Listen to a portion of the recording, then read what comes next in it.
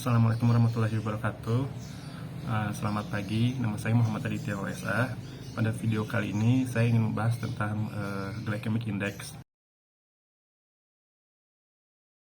Bagi pasien diabetes, penyakit diabetes merupakan penyakit yang tidak ada obat secara khusus dan spesifik yang dapat menyembuhkan penyakitnya secara total itu. Dalam kata lain, penyakit diabetes merupakan penyakit yang tidak bisa disembuhkan.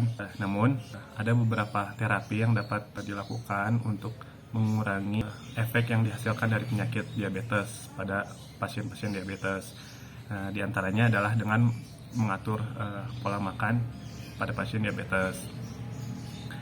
Dalam proses pengaturan pola makan pada pasien diabetes, ada beberapa tools yang sangat bermanfaat yang dapat digunakan untuk membantu kita dalam menentukan kesesuaian makanan yang cocok bagi pasien diabetes.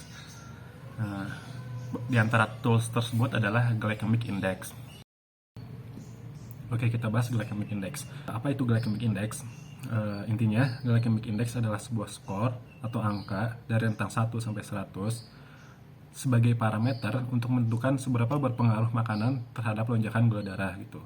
Semakin rendah glycemic index, maka semakin rendah pula makanan tersebut memiliki pengaruh terhadap lonjakan gula darah, dan berlaku sebaliknya.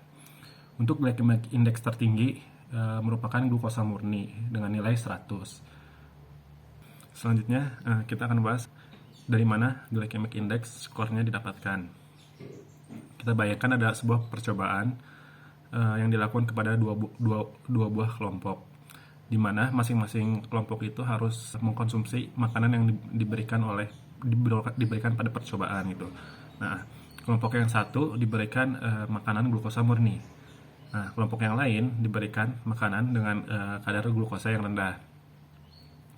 Setelah itu, masing-masing kelompok pada rentang setiap 15 menit dihitung kadar glukosanya hingga 2 jam gitu. Jadi setiap 15 menit sampai 2 jam diperiksa kadar gula darah dari masing-masing kelompok tersebut gitu.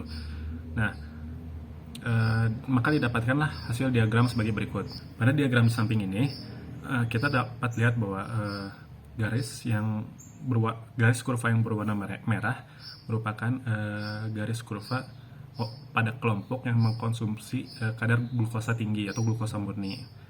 Nah, untuk garis kurva yang berwarna biru merupakan kelompok yang mengkonsumsi kadar glukosa rendah. Nah, skor glycemic index didapat dengan cara membagikan antara glycemic index rendah dengan glycemic index tinggi gitu. Jadi luasan kurva pada garis biru akan dibagikan dengan luasan kurva pada garis merah dan dikalikan 100. Maka didapatkanlah hasil glycemic index pada makanan tersebut gitu. Berikut saya sertakan pembagian glycemic index menurut Harvard Medical School. Glycemic index dibagi menjadi 3. Pertama yang low glycemic index, rentang kurang dari 55. Berarti dari 100 sampai 55 merupakan low glycemic index. Terus selanjutnya adalah moderate glycemic index dengan rentang di antara 56 sampai 69. Dan high glycemic index yang memiliki rentang antara 70 sampai 100.